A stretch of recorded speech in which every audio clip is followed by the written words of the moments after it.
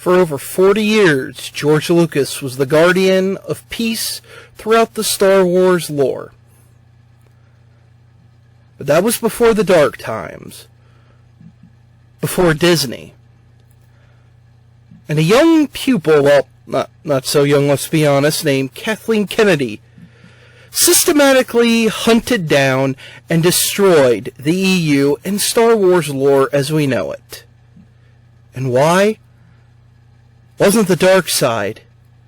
It was the lore of SJW politics. What's up, everybody? This is Strange Skull here, finally doing my skull picks for something I've been wanting to do for a long time. And Disney just provided me the ultimate opportunity to do that this time.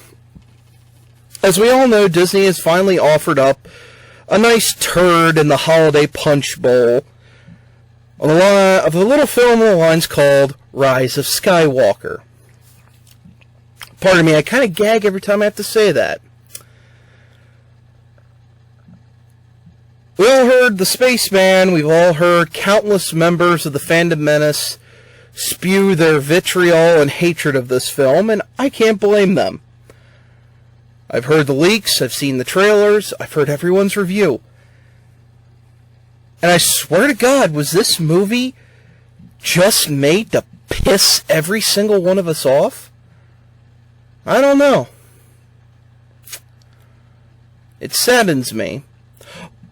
But let's not look at this dull, gray darkness that we're in, and let's go back to a brighter time. Before Disney, the evil empire that it is, and Kathleen Kennedy and her SJW minion stormtroopers that decimated the once beautiful, vibrant, colorful, and just simply awesome lore of Star Wars that was the expanded universe. So, my first offering for a skull pick today for Star Wars is a little something I think the people working at Lucasfilm right now should read just to get a basis of what the hell we're doing here.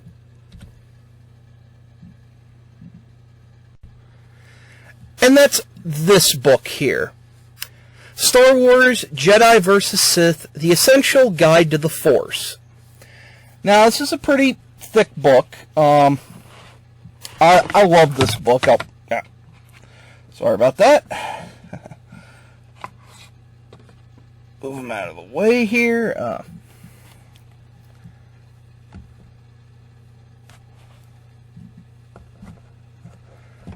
But yeah, this book, as you can see, it's a little worn here on the sides. I've read this thing so many times.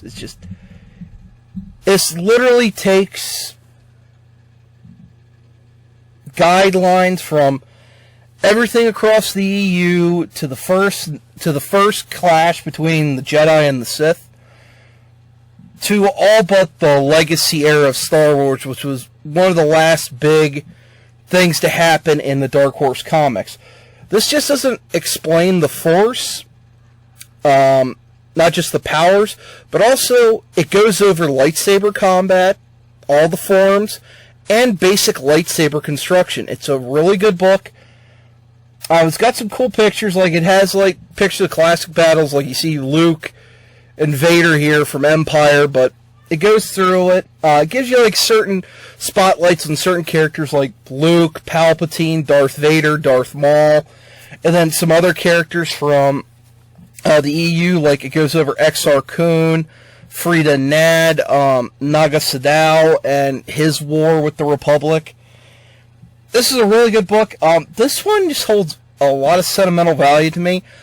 I got this in my high school trip to our nation's capital. I got this at the Air and Space Museum, along with a book of the ships of the line on Star Trek, but I got this book there at the gift shop there in the Air and Space Museum. But I love this book. It's a really good book. You probably could be able to find it, but it might be a little pricey, but really good one here. And now let's take a plunge into the EU.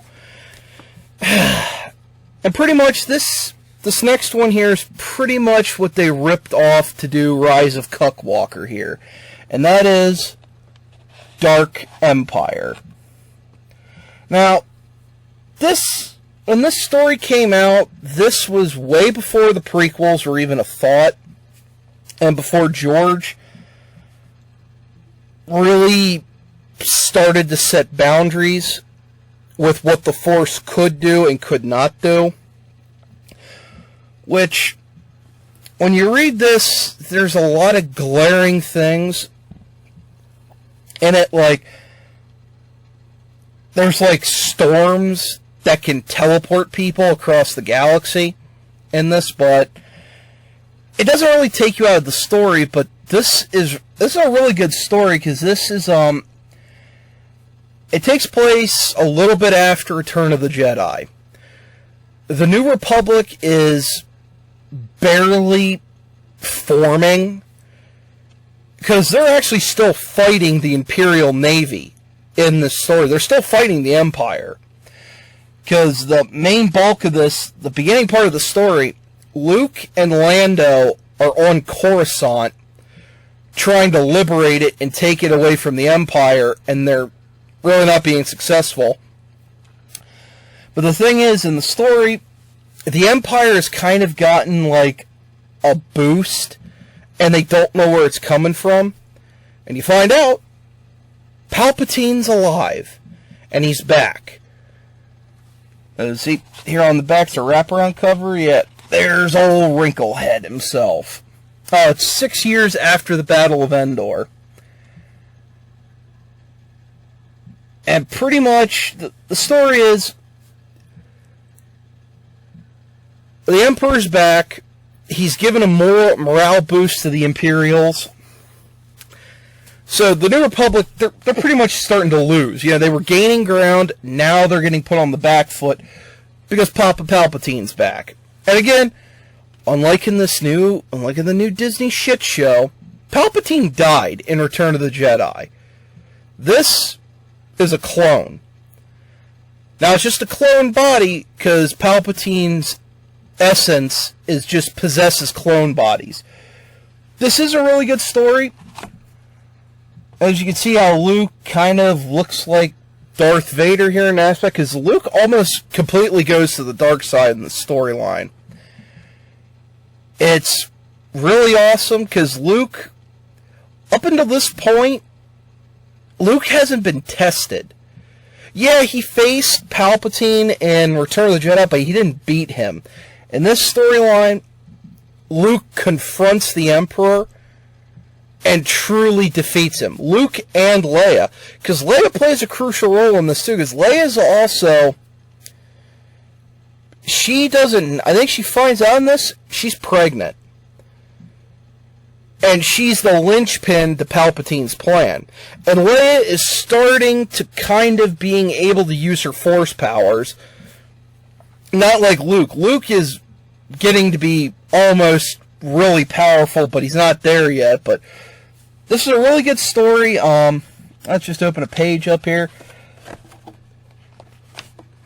The art, again, this is where I say this is like the early Dark Horse run, where it's still very comic booky. Like, this is actually, they're fighting on Coruscant. As you can see, Coruscant doesn't really look like it does in the prequels. It got flushed out, but this is definitely a good read. Definitely pick this up. Dark Empire. Really awesome. I love this story. But now, we're going to turn over to another one of my favorite stories. Is the other beautiful thing about the EU was, it didn't always focus on Luke and Darth Vader. It didn't always have to focus on the Skywalkers. Now, that's why I think some of the idiots at running Star Wars and the morons at Disney don't get it. To have a good Star Wars story, you don't have to just have Jedi and, Jedi versus Sith or the Skywalkers. You just have to find a good story and make it believable. And this is one of them. And it's kind of interesting when you tell the EU stories from a different point of view. Because most of the stories in the EU are told from the good guys' perspectives. You know, the rebels or the Jedi in the Republic era. But this one is taken from the bad guys. And that is Crimson Empire. This is just one of my favorite stories. Because ever since when I was a kid, when I first saw these guys in Return of the Jedi, I always wondered, what the hell did these guys do? You know, they were royal guards, but it's like, really, what did they do? I always wonder what they could do. In this story, you learn that. I'll just read this here. In all the Empire, there are no more fearsome warriors than the Emperor's Imperial Guard, and none is more loyal than Kirkanos. He was the guy on the front cover. But when Connor Jax, this guy right here, the most formidable of this elite brotherhood, betrays the Emperor and orders the murder of the guard Kerr. Yeah, what they're referring to is Dark Empire 2. Yeah, the Emperor comes back in like a sequel, but Connor Jax has a conspiracy and he winds up helping kill the Emperor. Subtly, without Luke or any of the other people knowing, but he's trying to make a power play, and also he helps kill a lot of the Imperial Guards, the remaining of them. And he really hates Kirkanos, because he's like his only rival left.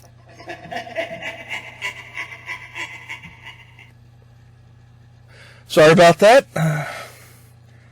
Let's continue. Kerr must escape to carry out his duty to avenge his master. Devoted to the last, Kerr must nonetheless ally himself with the rebel forces to help obtain his retribution in the face of the Empire's full might brought down to destroy him. For Kirkanos, the last of the loyal Imperial Guard and the final threat to Jax's rise to power, there are no alternatives. Loyalty never dies. Yeah, so pretty much in this, the story is about Kirkanos right here. This is what the Imperial Guard guys are wearing underneath their robes. And what they have here, they're called force pikes, but mostly what they are trained to fight with, they have like a blaster, which is pretty freaking cool, but they have this staff. It's, these are Viroblades. They're almost what these are what the Jedi used before lightsabers, before they got better lightsabers. But you can read about it in the guidebook I showed you about the Jedi versus Sith. They talk a lot about Viroblades and the early lightsabers, but these blades are retractable, and these are just fucking cool. But yeah, pretty much Kirkanos, this whole story takes place in like the Outer Rim. And really, there are no OT characters in this story, except you see a flashback of Luke and Han. But really, there's only one original trilogy character that shows up in the story, and he doesn't do much, and that's Wedge Antilles. Of course, at this time, he's an admiral, but not to say Wedge is stupid, but he just shows up to help out the local rebels who are trying to fight the Imperial Remnant that are pretty much taking over the Outer Rim.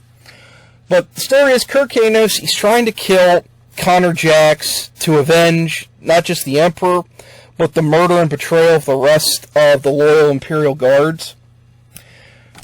Now, I'll just flip it over here so you can see Connor Jax. And you can see this is probably another thing where everyone was all beating their dicks in Rogue One about the Death Squad troopers, the all-black stormtroopers. Well, they ripped them off from right here. These are Connor Jax's personal guard of stormtroopers. They're just stormtroopers, but they're just special because they wear black armor. But yeah, this is Connor Jax. He's pretty much becoming a warlord, but he's gaining control of the Imperial Remnant. And just a little backstory with that.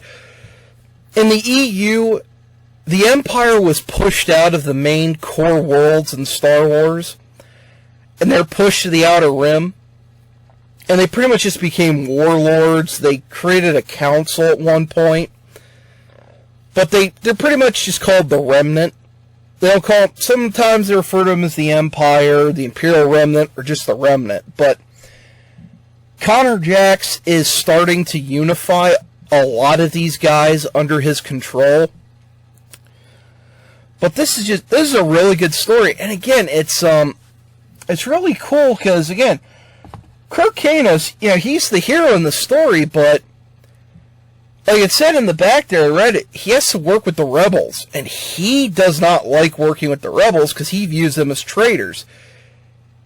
He views himself as he's the good guy, and the Empire were good, and the rebels overthrew the Emperor and kind of got him in the situation he's in now and killed the Emperor. And when it says he's loyal, these guys are the most loyal in the entire Empire. More loyal than fucking Darth Vader. These Imperial Guardsmen will die for Palpatine. And it was one of my favorite stories, and let's see if I can find the page in here. Like, here they are on their training planet. This is when, that's Connor Jax, and that's Kirk Canos and, like, their training geese before they become Imperial Guardsmen. I kind of think they look like Sub-Zero and, Scorpion, but... And then... right here, this is them trying to prove their worth to the Emperor. Darth Vader comes out here, and here's where they're using their Viro blades. And Vader pretty much just cleans this dude out, who's like the best student, and he just outclasses him, cuts his hand off and kicks him into the pit that they train on. But that just shows that how far they go to prove their loyalty to the Emperor. And later on in the story, in the flashback, that training sequence, I forget how many of them are left, but at the time, Kirk Canos and Connor Jax, when they were training, there were 2 spots left on Palpatine's guard, as 2 of them died. So they were fighting to see who'd get those last 2 spots. Now, they had to fight their fellow guardsmen in training, and Kirk Canos had to fight his friend, and he had to kill him. And he kind of hesitated for a moment, but he took the guy out. And of course, Connor Jax, he didn't resist because he went first. He killed the other guy. And Kirk Canos, kind of because he hesitated, he had to fight Vader, which wasn't much of a fight because Vader just turned his lightsaber on and just slashed him right across his face. Because that's the other thing too. Hold on, let's see if I can find the page here, or you can get a glimpse of Kirk Canos' face.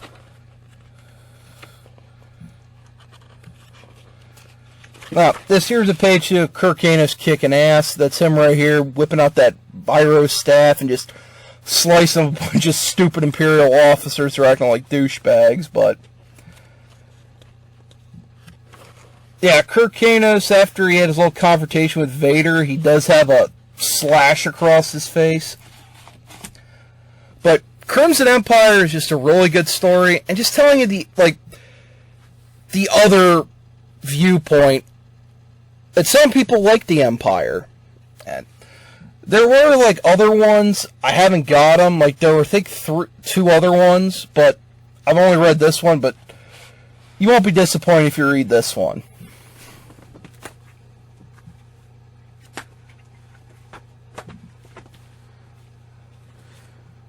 And now another one that I did, since going through all this stuff and we're getting my love for Star Wars.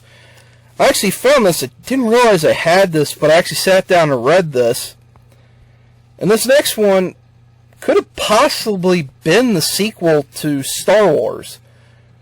And when I say Star Wars, I mean originally when it was in the 70s, before it became A New Hope, this might have been the sequel to Star Wars, and it was actually kind of written to be a smaller film that George might have done if Star Wars wasn't the mega hit it was. And that is Splinter of the Mind's Eye. It's based off of Alan Dean Foster's novel, which I do have in hardback. But the basis of Splinter of the Mind's Eye was George's early attempt to explain the Force. It was like a power source. Like in this story, they go to a planet which you might recognize if you tortured yourself watching that stupid movie Solo. I didn't realize until I read this, they actually stole a planet's name from this. That Mimbim planet, that's where this story takes place on. And that's why it was considered a small story, as the original author, Alan, he writes in the foreword here that he wanted to have a big space battle on it, but George told him, no, you gotta cut that out, because again, like I said, this was planned to be the sequel to Star Wars. Like, again, if Star Wars wasn't the mega hit it was, this was supposed to be like a smaller film George could have theoretically have gotten made to keep doing Star Wars. And basically the story is Luke and Leia has to get to this conference to try and get these other rebels to try and join the Rebel Alliance. Her Y-Wing gets damaged. They crash on this planet, Mimbim, and they're trying to get off. They're trying to find a way off the planet. There's this outpost. They're not sure what it is. Of course, it's an Imperial mining post. They mingle in with the locals. They disguise themselves in these like Imperial miner outfits. You see them here on the cover. They bump into this old woman who claims to be a Jedi, but she's not. You find that out later. But she has this shard of a crystal that she's looking for the main one. She just has this sliver, and Luke touches it, and he gets like this abundant boost in the Force. And what it is the Kyber crystal. This is another bone I have to pick with Disney, where they want to make the Kyber crystal this big important thing that, that's what lightsabers are made from. No. Lightsabers are not made from Kyber crystals. They're just different crystals. Again, you'll learn all that in the guidebook I showed you earlier. But in this, the Kyber crystal is this gem that they're looking for. Excuse me.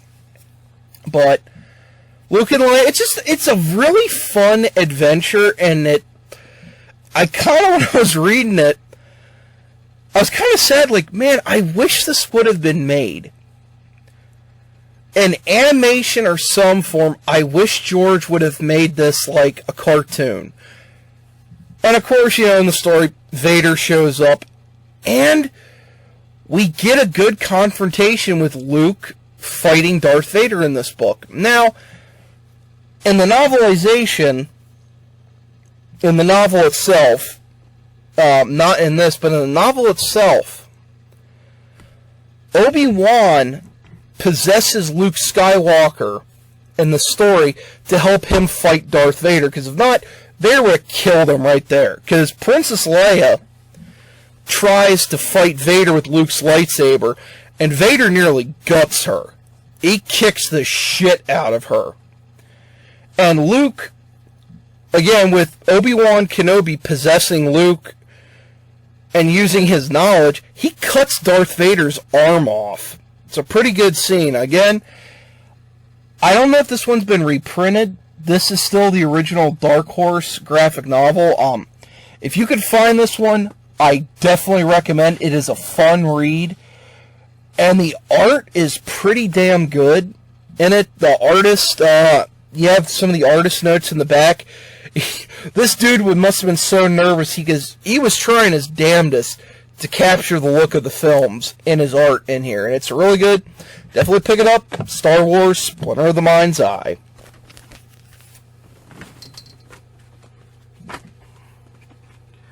And now, we're going to go to one of my favorite and probably first Star Wars stories I read as a kid. I have the individual issues. I don't have them out right now. They're in my collection. But we're going to look at the book here. But this is probably my most cherished graphic novel I have. I've read this thing so many times. And it's probably because it's about my favorite character. And that is the Master Mando himself, the first Mandalorian ever to grace us as fans. And that's the Mac Daddy Boba Fett, an enemy of the Empire. This story was the first, again, like I said, it was the first story I read of Star Wars, outside of the movies and even the prequels, was this. And as a kid, I just looked at the pictures because I had a lot of trouble reading. But I actually went back and read this many times as a kid and kept reading and rereading all my issues until I got the full story in this graphic novel here that my mom actually got me one time as a gift. As you can see, it's a little rough, but it's because I've read this thing so many times. Anytime I had a long car trip, I brought this and Crimson Empire along, and then when I eventually got Dark Empire, I'd bring this along just to reread it. I love this story so much. It's such a small story, but the gist of it is, Darth Vader hires Boba Fett to find this renegade Imperial commander who killed his squad, killed a superior officer, and is run off to the Outer Rim. Boba Fett's got to go find him. Of course, Boba Fett has a feeling that Vader's not entirely being truthful with him, which he isn't. And Boba Fett does track the guy down, and here, the guy his job was to exterminate this race of individuals on this planet the Empire is conquering. But these aliens, no matter what they did to them, they would like come back, like they were resurrected.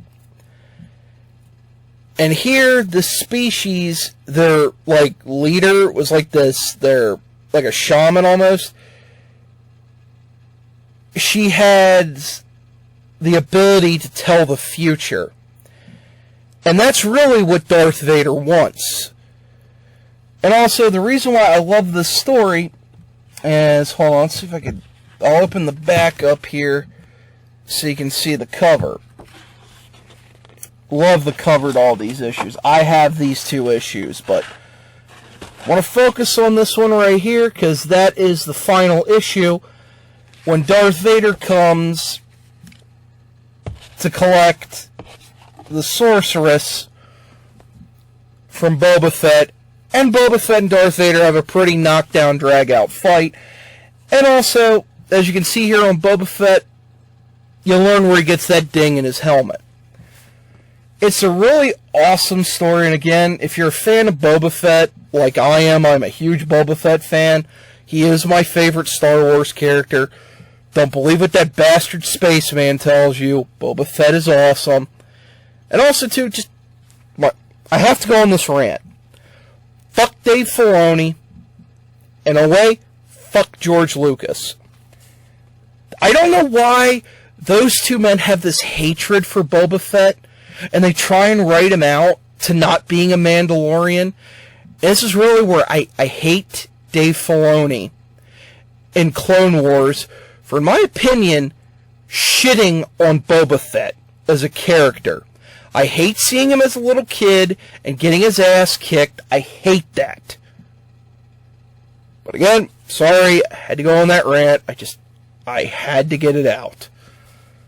But yes, definitely awesome read. Boba Fett, Enemy of the Empire. And just another quick one. It's not really much of a a lot of stories in here, more or less, just awesome visuals, but that is Star Wars Visionaries. And why is this book so awesome?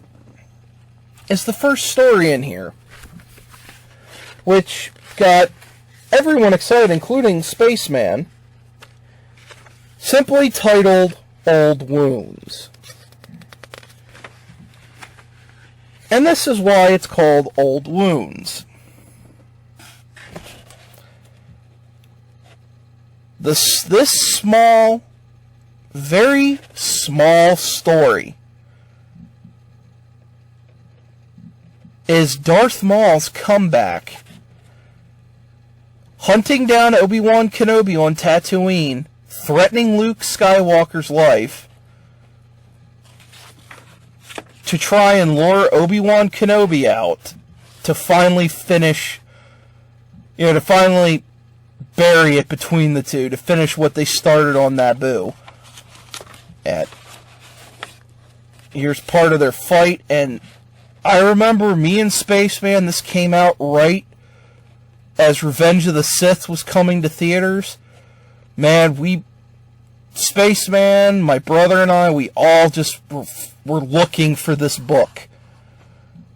And when we finally got it, oh my god, we were just geeking out on this story here with Darth Maul and frickin' Obi-Wan Kenobi fighting. And it's a pretty decent fight. Again, they neutered it, in my opinion, with Clone Wars. I have a love-hate relationship with the Clone Wars, particularly with I felt how they treated Boba Fett and how they treated Darth Maul. But that story, Old Wounds, in this little graphic novel, started all that stuff with Darth Maul. And also, this story has two other ones that are really good. The Origin of General Grievous, and there are no words to it, but it's just pictures of Palpatine, manipulating things, which is really interesting. So again, if you could find this one, Star Wars Visionary, you will not be disappointed. And this will be the last one I do, because this video's gone a little longer than I wanted it to, but I have all these individually, but I bought this one just to have them all. It's Marvel imprint, but it's collecting all of them in the Legends line. If you could find this one, it's called Star Wars Infinities. Now, this contains 4 different stories. It contains what they called Infinities. There were these storylines.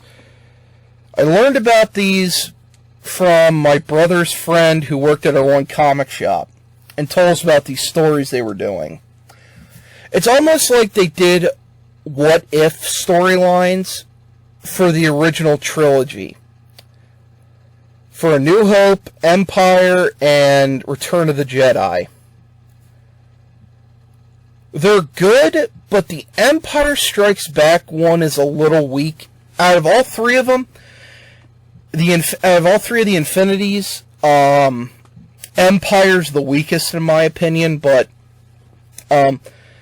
each of them are what-if stories. Like, in A New Hope, what if Luke's torpedo didn't destroy the Death Star? Like, Luke, everything's the same. Han saves Luke.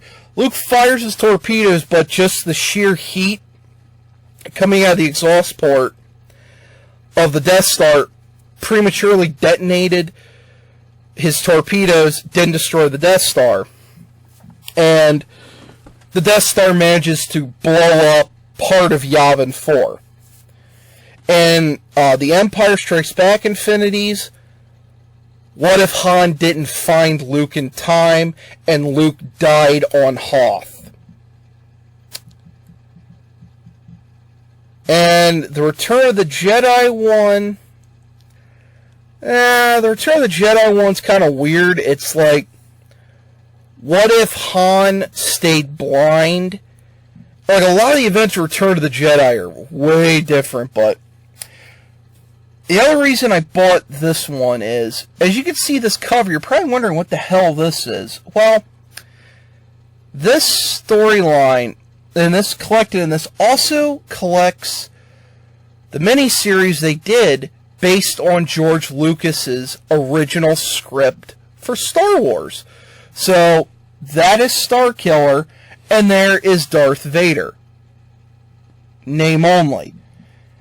And let's see if I can find, I'll get you a page here. A lot of the stuff is based off of Ralph McQuarrie's art. Alright, hold on.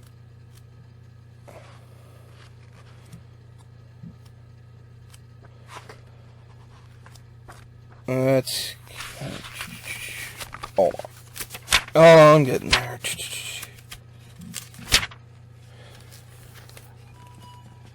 Like, this is right out of the concepts of Ralph McQuarrie's art. Everyone has a cape. And just, I've read this story and like, here's like an early Sith. Kind of very like Japanese samurai mask. You can see down there in the bottom right hand corner.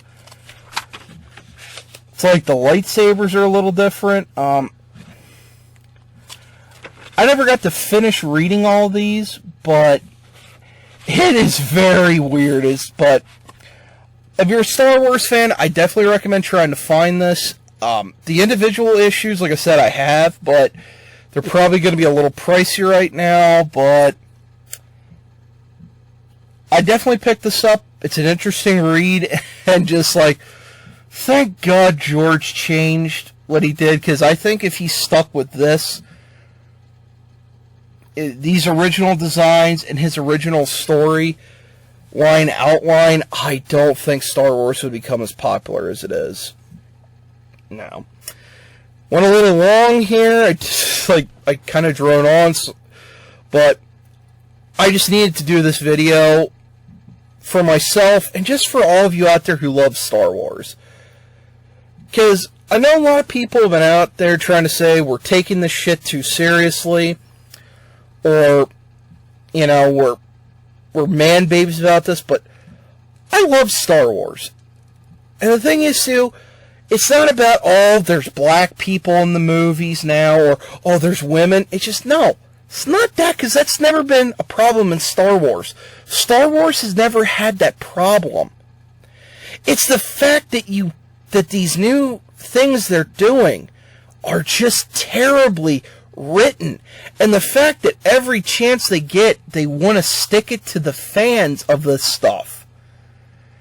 And this goes out to the Freddie Prinze Jr.'s who think they know, when really all they're doing is dick sucking to Disney because their prospects of a career have dried up, and they're money grubbers, because that's all Freddie Prinze Jr. is. He's a piece of shit. His father was way more fucking talented than him, and a hell of a lot more charismatic. To the point where I've even questioned, is he really the son of Freddie Prinze? I don't fucking know. But anyway, why I wanted to do this video was just to show people there is good Star Wars material out there.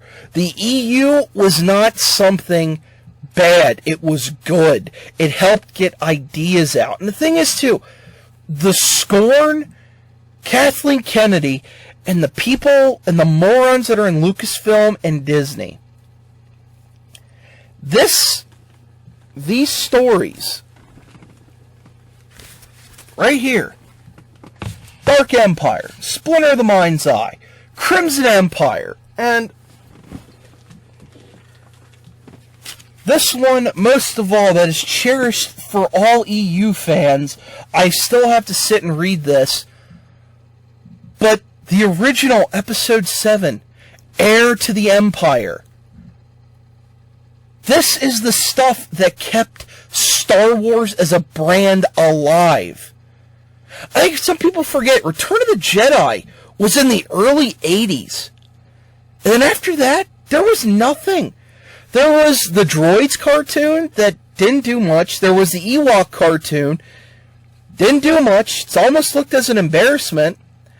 And then the toy line died. After Return of the Jedi, it was done. It wasn't until the resurgence of Heir to the Empire as a novel, Timothy Zahn is credited.